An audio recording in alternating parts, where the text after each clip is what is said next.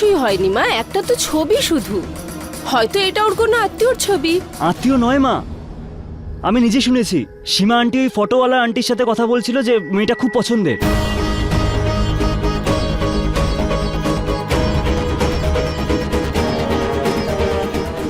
তুই চুপ কর বিবেক, তুই অনেক ভুলভাল কথা বলছিস। এই আইসক্রিমটা ফ্রিজে রাখ আর তুই গিয়ে পড়তে বস। বড়দের মাঝখানে তোকে কথা বলতে হবে না, ঠিক আছে? যা। আরে উষা, ওর উপর কেন রাগ করছো? ও তো ওর মনের ভালোই চায় না। এইভাবে অযথা কথা বলে কোনো লাভ নেই। ওরা তো আসবে, সামনাসামনি জিজ্ঞাসা করে নেব।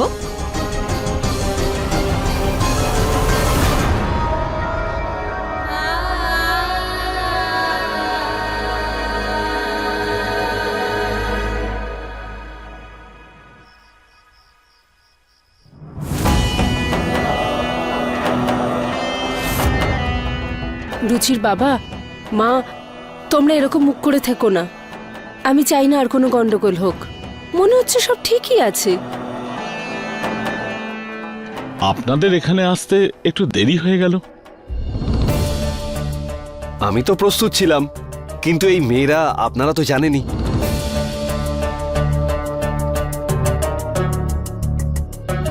ওই শয়তান লোকটা না বাইরে মেয়েদের দেখছে আর এখানে এসে নাটক করছে। রুচি, তুমি চশমা পরো?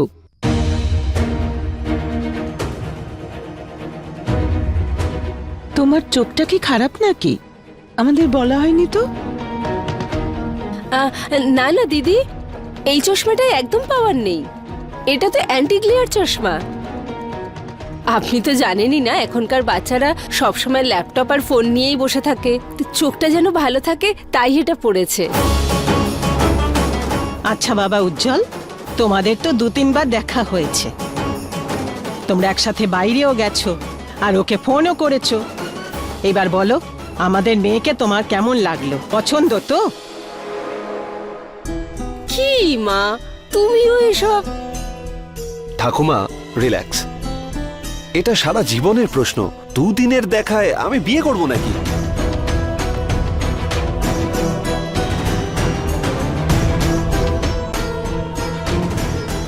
হ্যাঁ হ্যাঁ, একদম ঠিক কথা বলেছো। তোমার যতটা সময় লাগে তুমি নাও। আর আমাদের কোনো তাড়াহুড়ো নেই। আচ্ছা, আপনারা কি আরো মেয়ে দেখছেন নাকি?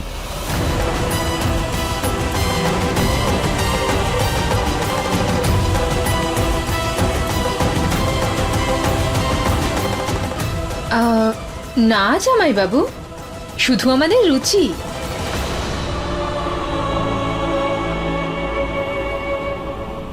তাহলে আপনি আইসক্রিম পার্লারের সামনে কোন ফ্যামিলির সাথে ছিলেন?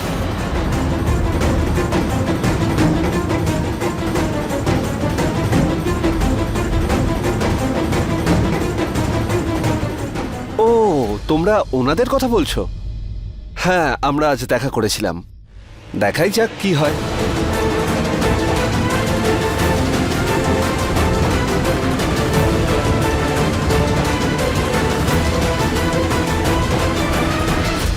দেখা যাক মানে? আপনারা আমাদের রুচিকে শুধু দেখার লিস্টে রেখেছেন নাকি? এটা কিরকম ব্যাপার? কাকা বাবু, আপনি রাগ করবেন না। আমি আর রুচি আসলে দুজন আলাদা জগতের মানুষ। আমি ওকে মন থেকে জায়গা দেওয়ার চেষ্টা করেছিলাম, কিন্তু বিষয়টা হচ্ছে কিছুই হলো না।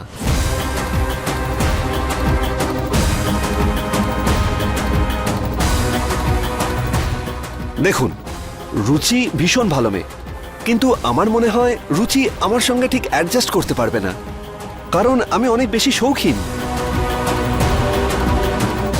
ওর প্রয়োজন ওর নিজের মতো সাধারণ কাউকে, যে ওর কথাটা বুঝতে পারবে, রাইট?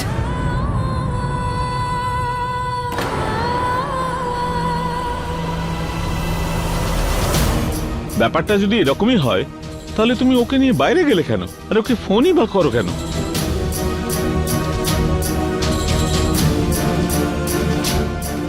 বৌদি, সব উত্তর আমরা কেন দেব?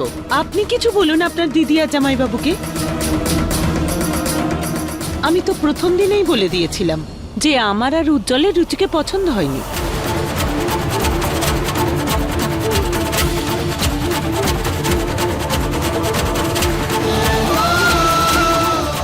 দেখুন দিদি, আমি মানছি যে আপনার মেয়ে সংস্কারী শিক্ষিত, কিন্তু সংস্কার দিয়ে তো বাড়ির শোভা বাড়ে না। বাড়ির শোভা বাড়ে বৌমার সৌন্দর্যে, যেটা আপনার মেয়ের একেবারেই নেই।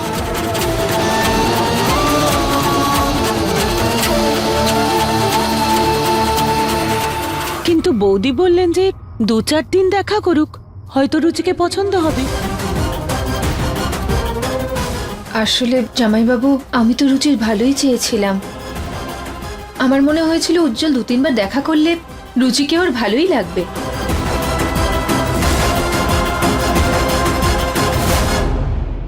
আন্টি, যখন আপনি এটা ভেবেই নিয়েছিলেন যে আপনি এই সম্বন্ধটা করতে চান না, তখন কথা আরো বাড়ানোর কোনো মানে নেই।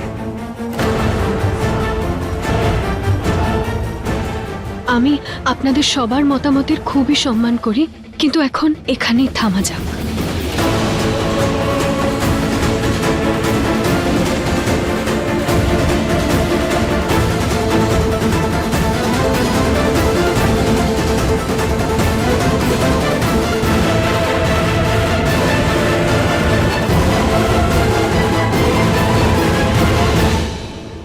চল।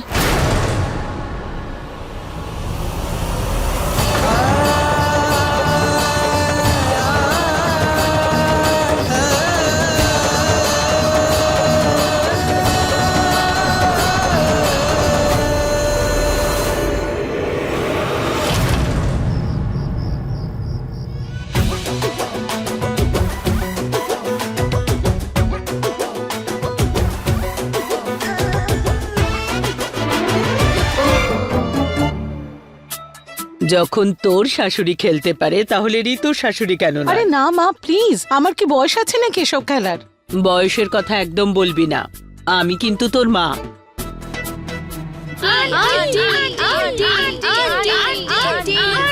আচ্ছা বাবা, বলো কি করতে হবে।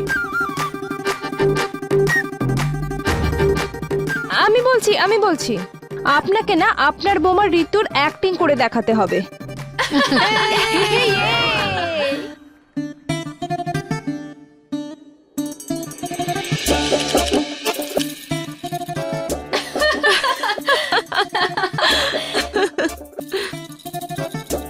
ও, ওই দিনটা আমার লাইফের বেস্ট দিন ছিল।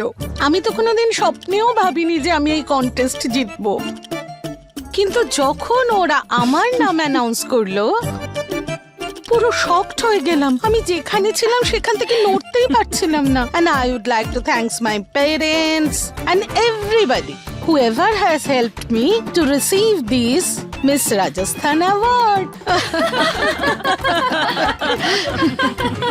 দারুণ দারুণ। মা,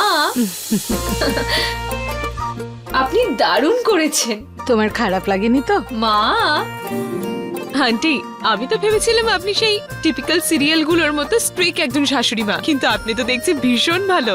ঋতু একদম ঠিক বলেছিল যে আপনি ওয়ার্ল্ডের বেস্ট শাশুড়ি মা। নাও এনজয় করো।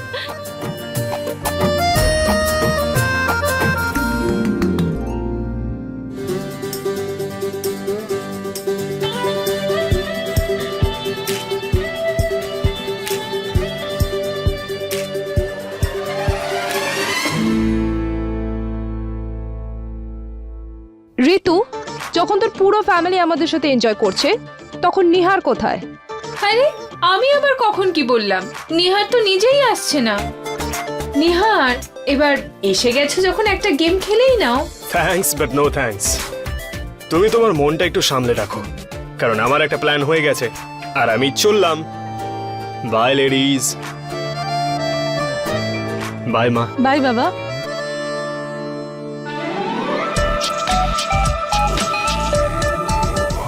অমৃতা, সারপ্রাইজ। ঋতু দিয়ে আমাকে প্রথমে ইনভাইট করে দিয়েছিল, তাই ভাবলাম সোজা তোমার কাছে এসে সারপ্রাইজ করে দিই, তাই বলিনি।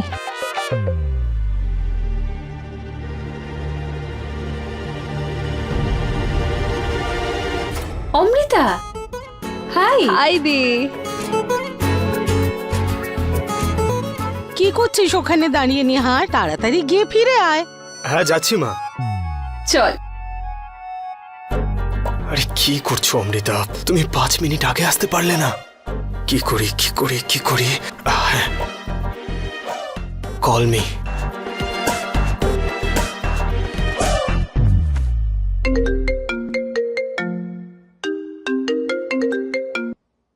হ্যাঁ রবি, হ্যাঁ আমি বেরোচ্ছি।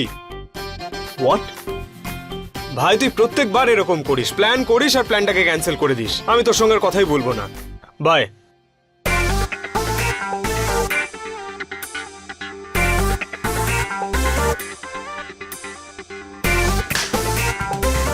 বৌদি, তুমি মনে হয় মন থেকে চেয়েছিলে যে আমি তোমাদের সঙ্গেই খেলি।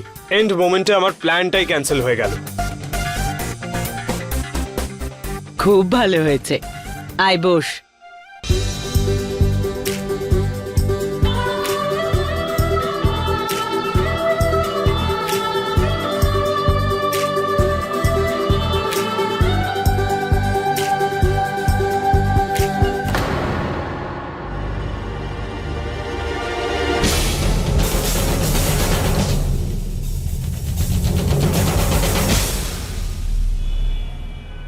জানি না ক্লায়েন্ট আমাদের কি মনে করে, না নিজেদের সময় ঠিক রাখে না আমাদের।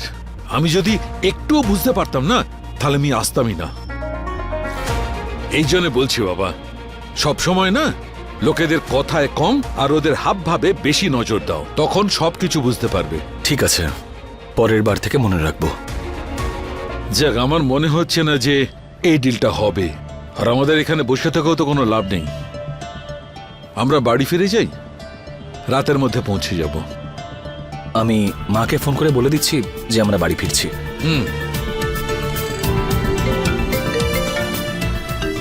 ও বাবা, মেহতাবাবু ফোন করছেন। স্পিকারে দাও। আচ্ছা। হ্যালো, হ্যাঁ বলুন।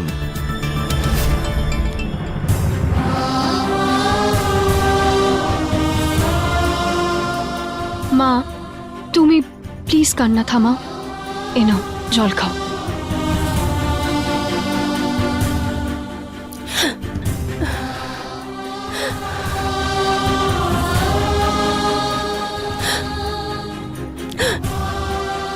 আমি তোর কাছ থেকে এটা আশা করিনি রুচি।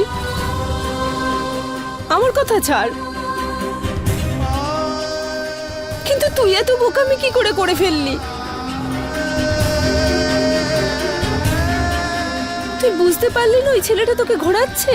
তুই যদি আগেই বুঝে ফেলতিস এই সম্বন্ধটাতে ওর কোনো মতই নেই, তাহলে আজকে এইসব তো হতো না। এখন রুচিকে দোষ দিচ্ছ কেন উষা? তোমারই তো তাড়াহুড়ো ছিল। প্রথম সাক্ষাতেই তুমি আশীর্বাদের টাকা পর্যন্ত রেডি করে ফেলেছিলে।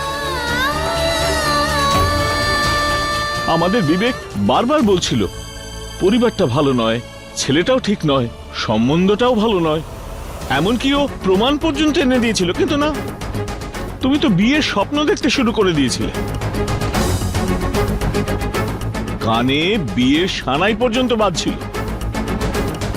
তোমার তাড়াহুড়োর জন্যই এই গন্ডগোল হলো উষা, আর এর জন্য কাউকে দায়ী করে তাকে দোষারোপ করতে পারো না তুমি। না বাবা, দোষ আমারও এখানে। ভগবান আমাকে বানানোর সময় বোধহয় কিছু ভুল করেছিলেন।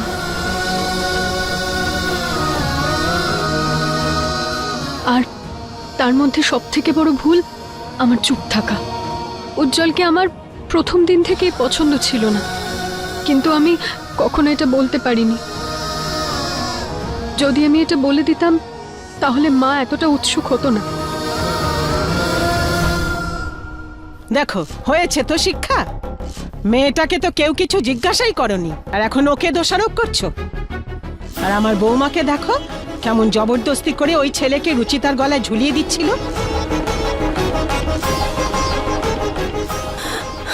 তুমি ঠিকই বলছো মা, সব দোষ তো আমারই। আমি সব থেকে বোকা। আরে মা, তুমি বোকা নও, তুমি খুব লাকি যে ওর মতো একটা বাজে জামাই তুমি পাওনি। খুব বাজে লোক ছিল, হাহ, এত বড় বড় কথা বলছিল, যেই ধরা পড়ে গেল অমনি হয়ে গেল। পকেটে একটাও পয়সা নেই, অথচ কথা বলে একদম বুর্জ খলিফার মতো। যেমন ওয়েটার, এখানে এমএক্স চলবে। ও কবে এগোবে ইন্ডিয়া? আজকালকার দিনে কেউ ক্যাশ ইউজ করে? আরে ধর।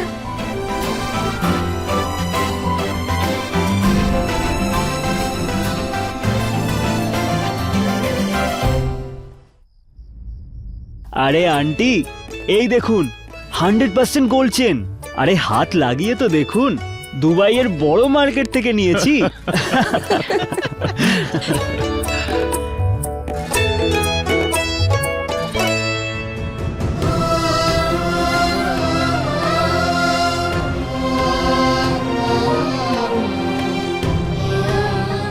মা, তুমি এরকম হাসি মুখেই থাকবে, কান্নাকাটি তোমায় একদম মানায় না। আমার সোনা মা।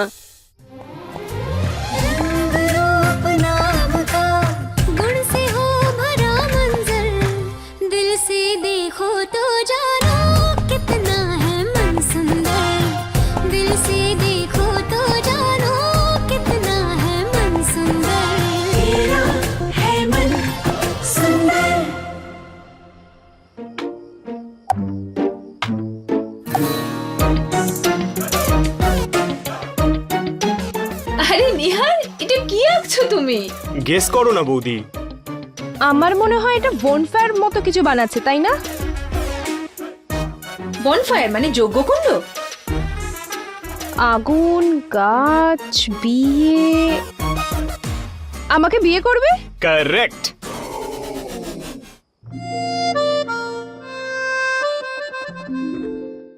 এবার কি আসবে? আমি।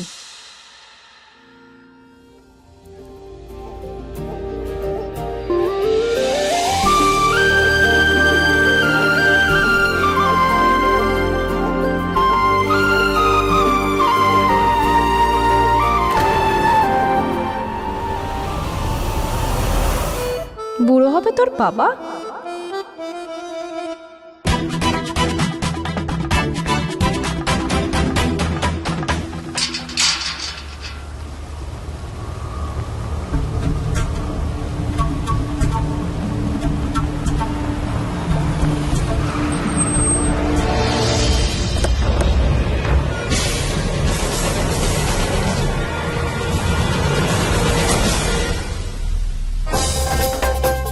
কি সাধু বাবার ছবি আঁকছো, ভালো করে আঁকো না।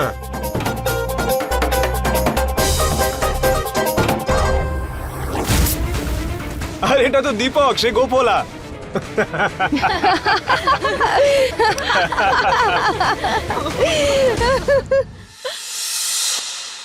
আমি এই ফিল্মটা দেখেছি। বুড়ো বাবা, খিটখিটে বাবা, বাবা কেন চাকর? জিতে গেছি আমরা।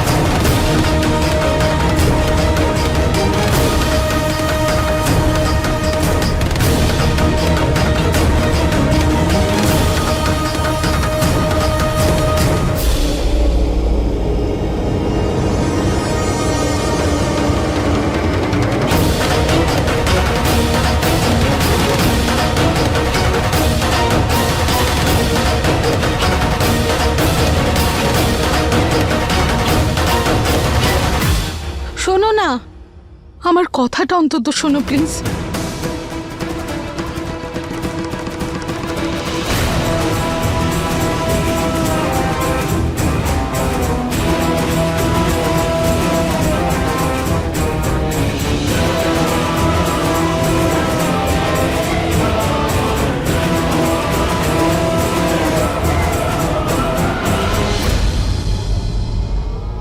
সিরিয়াসলি মা, তুমি বাবাকে খুব ভালো করেছেন, কিন্তু তাও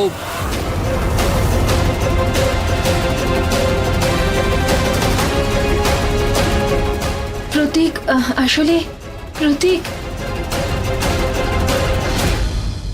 ঋতু, আমার মনে হয় আঙ্কেলের ভালো লাগেনি আমরা এসেছি।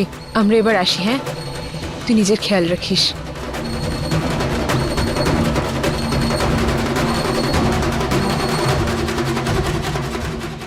ঋতুদি, আমিও আসছি।